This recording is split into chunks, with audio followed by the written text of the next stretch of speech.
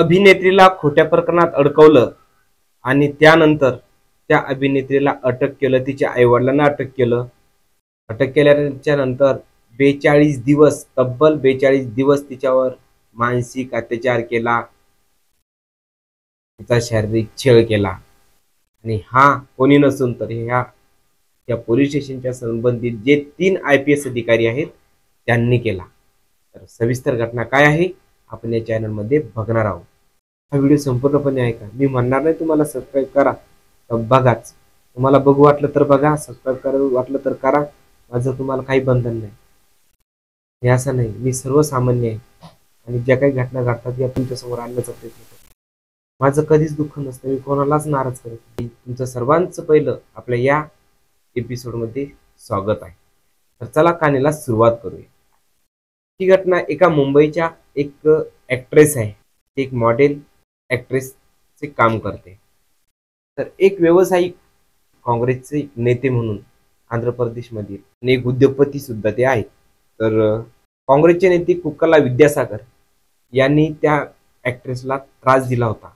त्यामुळे त्या ॲक्ट्रेसने मुंबईमध्ये लैंगिक छळ केला, शारीरिक छळ केला आणि मानसिक छळ केला. तिने जे काही तिच्यासोबत घडलंय त्यानुसार मुंबईमध्ये तक्रार दाखल केली होती.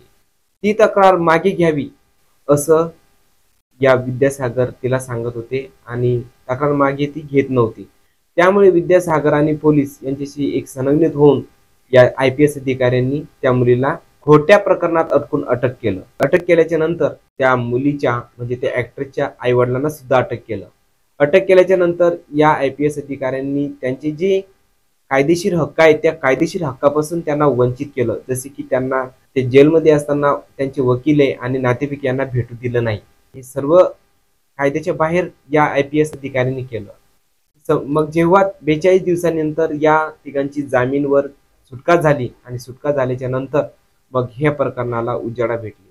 त्या ॲक्ट्रेसने जी चौकशी आहे ती पुढे करण्यासाठी सांगितले आणि राज्य शासनाला या चौकशीमध्ये काय घडतंय हे हस्तक्षेप करण्यास सांगितलं. जेव्हा राज्य शासनाकडे या गोष्टीकडे लक्ष दिलं त्यावेळेस मग संपूर्ण जी घटना घडली, या ॲक्ट्रेस सोबत जो काही महिला ॲक्ट्रेस सोबत अन्याय अत्याचार घडला हा उघडकीस आला. आणि उघडकीस आल्याच्या नंतर मग या 3 IPS अधिकाऱ्यांना निलंबित केलं. तर मला या घटनातून हे सांगायचंय की पोलिसावर विश्वास कसा ठेवावा, पोलीस गुंड आहेत की खरंच शाहू आहेत. मी पोलिसाला कधी वाईट बोलत नाही, परंतु नेहमी व्हिडिओमध्ये हेच सांगत असतो की असे गद्दार पोलीस, हरामखोर पोलीस यांना ड्युटीहून खरोखर काढलं पाहिजे आणि यांना काढून यांची अवकात यांना दिली पाहिजे.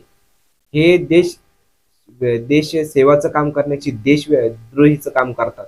तर या 3 IPS अधिकाऱ्यांना खरंच निलंबित तर आता केलंच, परंतु यांना शासनाने कठोर सजा केली पाहिजे, यांना जेल केला पाहिजे. तुम्हाला काय वाटतं या संदर्भात? खरंच माझा जीव आहे ना असा तळतळ होतो ना, मला म्हणजे खूप राग क्रोध येतो की या IPS अधिकाऱ्यांनी एक सोडून 3 IPS अधिकारी गलत करतात, खोटं वागतात. तर या IPS अधिकाऱ्यांची बुद्धी कशी झाली आणि यांनी या महिला ॲक्ट्रेस सोबत एवढे असे वागलेत बेकार, तर मग सामान्य आणि इतर लोकांना काय केलं असं. आणि हे असे भिकारचोट पोलीस लोक आहे ना, हे पैशासाठी जास्त करतात, लालची झालेले असतात. जे असे म्हणजे जे गुन्ह्याला बळी जातात ना हे पोलीस लोक. तर तुम्हाला या संदर्भात काय वाटतंय? मी जे बोललोय ते खोटं बोललोय का? मला तुम्ही जरूर कमेंट सांगा. मला व्ह्यू भेटाव किंवा तुमच्याकडून सबस्क्राईब भेटाव मला ही मुळीच अशी अपेक्षा नाही. तुम्हाला सबस्क्राईब करायचं तर करू शकता, नसेल तर नाही. परंतु मला असे जर ज्यावेळेस घटना होतात त्यावेळेस खरोखर चीड येते. हे पोलीस देशसेवी आहेत का देशद्रोही आहेत? तर अशाच नवीन प्रकरण ऐकण्यासाठी तुम्ही आपल्या चॅनलला सबस्क्राईब करा. भेटूया नंतरच्या एक नवीन कहाणीसोबत. तोपर्यंत तुम्ही तुमच्या परिवाराची काळजी घ्या, दक्षता घ्या. धन्यवाद.